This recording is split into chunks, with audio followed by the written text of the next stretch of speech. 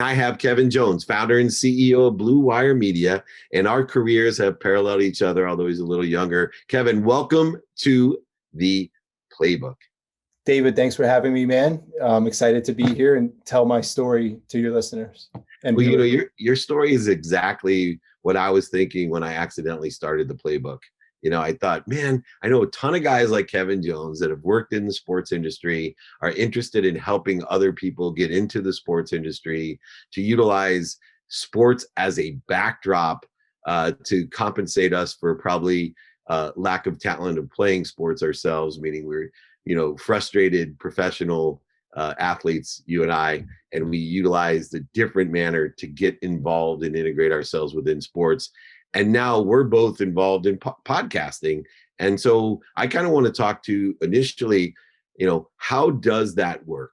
How does the traditional side help you capabilities wise with this new platform of podcasting? Totally, man. So I worked in radio and TV and for the Cleveland Browns the first 10 years of my career. So I played in that space before I launched Blue Wire. And, the culture was bad in all those buildings. And I really wanted to build something different in sports media when I got started. And so that was the first part for me. The culture was bad because there wasn't opportunities for everyone. I was young in the building and, organizations grow, you get stifled. But as a content creator and wanting to be a radio host, it didn't exist. Like the dream of that was dying. And I felt like the success of Barstool, the success of The Ringer, where podcasting was going. You look at Bill Simmons, he sold his company to an audio giant. He's the best sports writer of the last 20 years. So to me, traditional media is becoming engulfed a little bit by, of course, social, but audio is changing the game. And the guys who are not investing in audio are going to be left behind. AirPods made more revenue for Apple than Twitter and Snapchat combined. So there's an audio revolution happening. The numbers are there to back it up in podcasting. And so I built Blue Wire opportunistically because I wasn't getting my shot in radio anytime soon. Radio's dying, that dream's dead. And so let's build a platform where people can have their own show. I think it's a little overrated running your own business. A lot of creators just want to create. There's Patreon for that, of course, but Blue Wire can help you monetize, help you grow. We're really everyone's coach, everyone's agent in this content creating space. I think a lot of people want that coach, that agent. They don't want to run their whole content business. And you've been able to fund that business. And I think you're exactly right that people discount audio. Audio holds a vibration or a frequency. And when we have reach with audio, and the use of that in podcasting has a much more expansive reach digitally than we've ever had in radio, and the ability for people like you and I to reach 4.4 billion people with our audio compared to, the Southern California, Baja, Mexico to Ventura County used to be a strong signal. That's nothing compared to what we can do today. But utilizing it as a business, there's over 2 million podcasts out there right now. People want to get involved. What are the initial pieces of advice that you give, a young aspiring talent, content provider, producer, when they want to get involved and create their own podcast? Yeah, for sure. I think it's picking a niche really at the start. It's super hard to go broad if you're trying to get discovered. So figure out what topic that you can kind of hone in on. Join that community on Twitter or Instagram or Snap or Reddit or everywhere. And is that something specific in finance? Is that something specific in sports like the 49ers?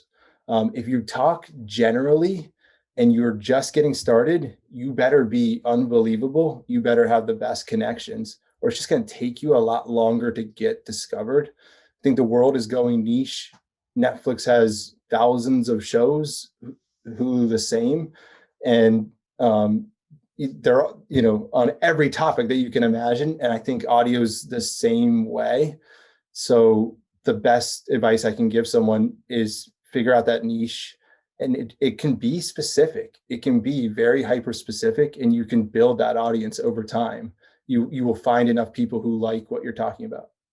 Yeah, I utilize Dr. Pimple Popper as my best example of somebody that knows their frequency or knows their niche. That, for me, it's one of the most absolutely disgusting things, popping pimples, but yet, there's more engaged people within the context of her frequency. She doesn't have her own TV show now because it's very specific and it's what she knows. And although 3 billion people on earth may be disgusted and not want to look at it, there still leaves this realm of billion people at that frequency that are exploring it, interested in it, and she could go from now until the end of her life to build that audience. And then it comes to the main point, which is there's so many people that create podcasts and content but don't have a clue on how to monetize it and utilizing it in that way. Do you help people with understanding how long it takes, how to segment, what types of monetization opportunities exist within podcasting? Yeah, I think that's why most people join Blue Wire, is that most people are making zero money on their podcast. And we are collecting the smaller, longer tail, specifically in sports, to help monetize. So we can package all these smaller sports podcasts together to equal a Bill Simmons podcast, the downloads that gets. So I think, yeah, that's our pitch to folks. Hey, you're probably making zero money doing this. We are starting to get in the door and package Blue Wire as this niche, smaller communal sports brand. Bring your content to the table. We have a big table that brands are starting to come and eat at. So for sure, our pitch is monetization. We need podcasts to have at least 1,000 downloads an episode to monetize with us. And if you don't, we have Blue Wire Hustle, our program that we help content creators get started. It's $15 a month, the same you would pay anywhere else, except for you get calls like this with me and our podcasters. We build your artwork. So we are all about beginning podcast, people getting started. Hit me up. Kevin@bluewirepods.com is my email. Twitter, plugging myself now, man. But That's good. I think it's so important that the micro aggregation is so important.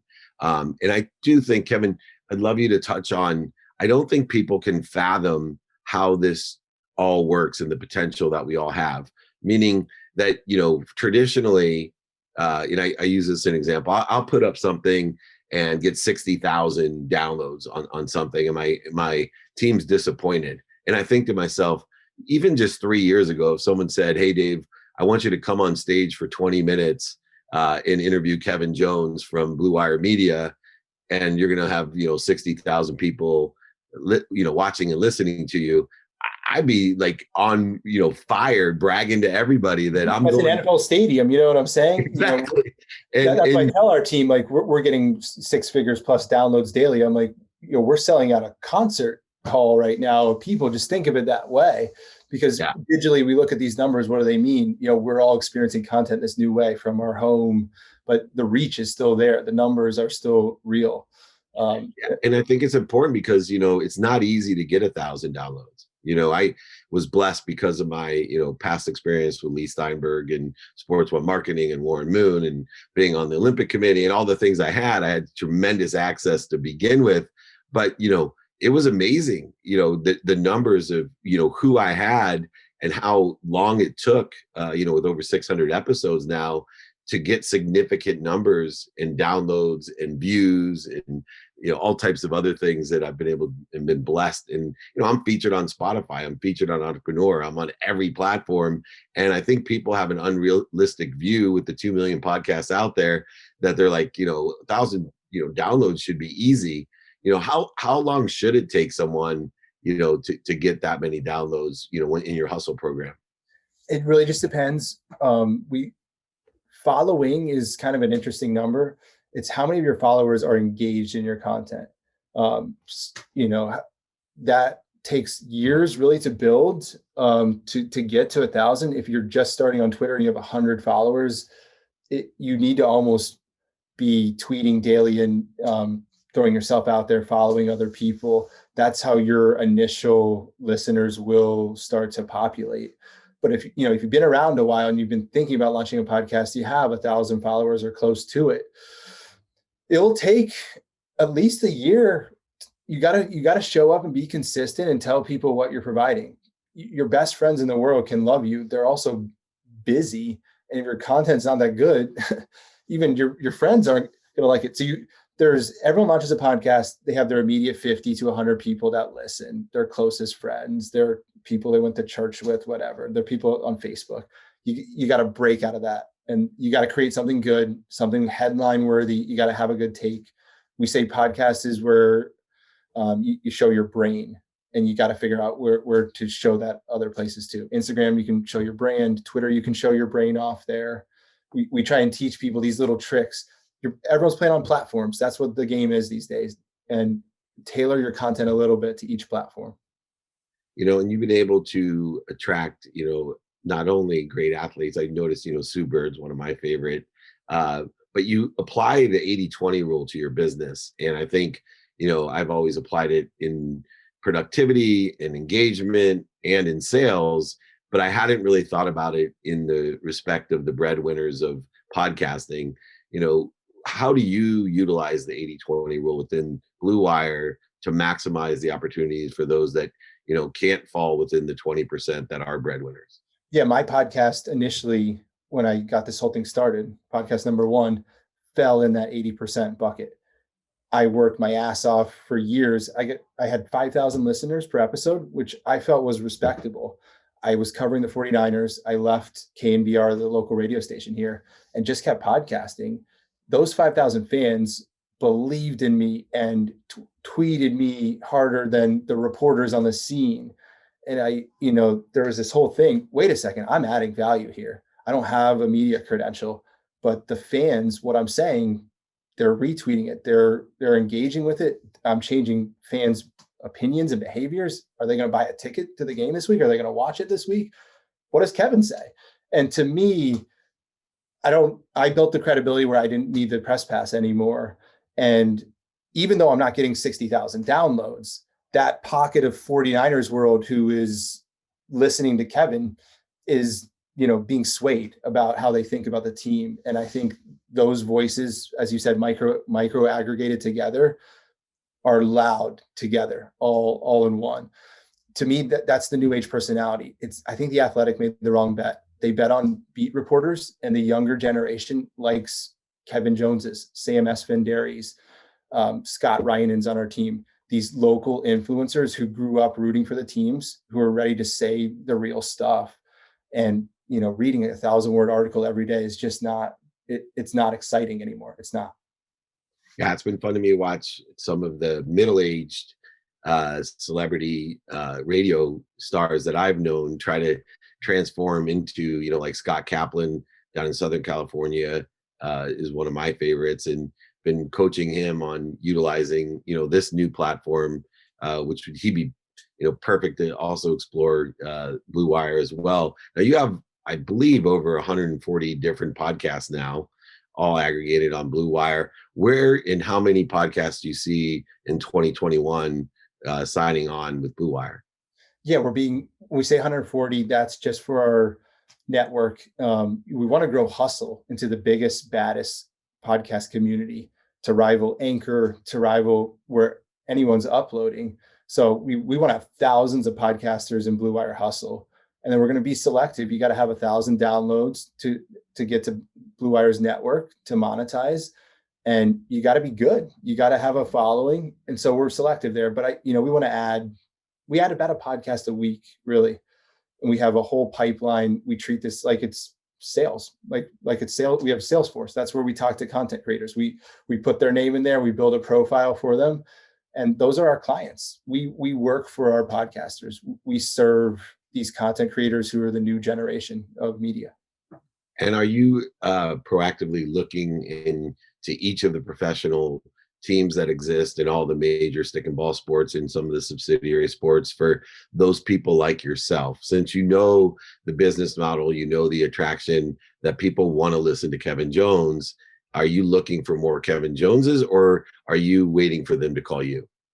Oh yeah, we go on my DMs. We're talking every day to creators, for sure.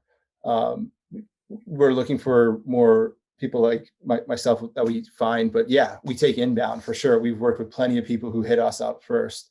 We take a shot on plenty of people. We're hiring 10 full-time positions right now, fresh off the Series A.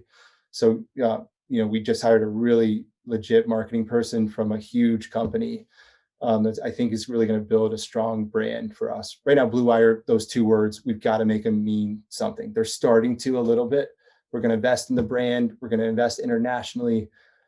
I wanted to plug American Prodigy, the podcast we created with Grant Wall. That's the direction we're going. Of course, we're going to have our regional influencers, but these originals, this high quality storytelling, we're going all in. We're going to hire some really good storytellers. In our opinion, Grant Wall could have wrote this as a Freddie Adu article, could have been coming out in a magazine. It would have not felt emotional like it did in that podcast.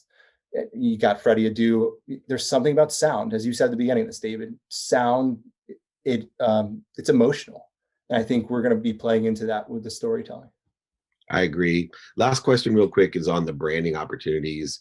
Obviously you have a great guide and alignment with from cover artwork, pre-roll ads, mid-roll, social posts. It's more than just aggregating the talent and the downloads.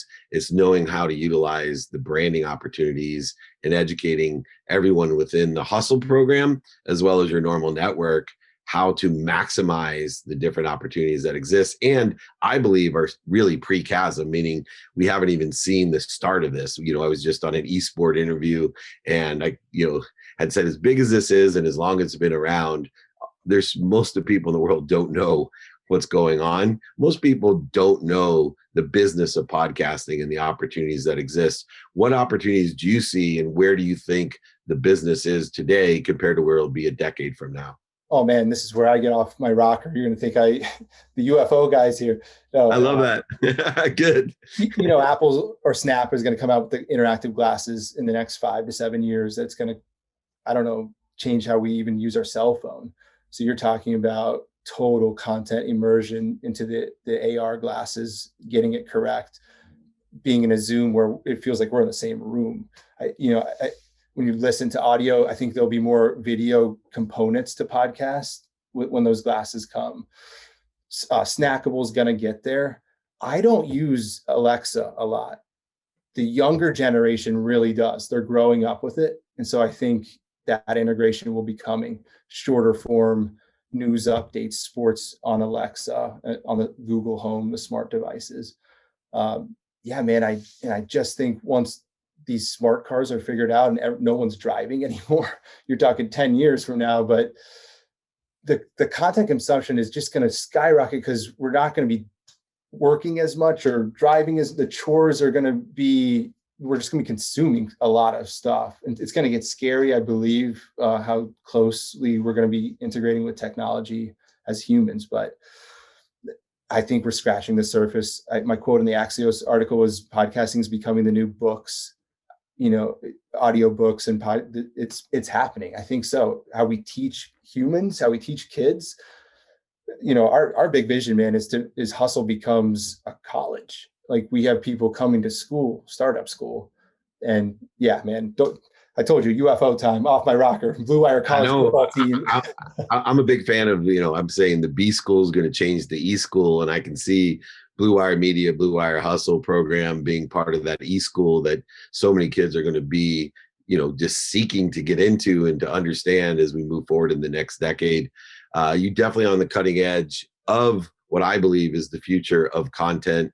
In consumption of content, it's the easiest way to consume it. We can multitask, or I call it refocus, while we're involved in audio. That's what will always be the advantage, is it's the only medium that has a vibrational frequency to it that you don't need to pay visual attention to, right? Meaning you can actually do something else while you're listening and learning, which is a climb a mountain, you can cook, you can walk your dog.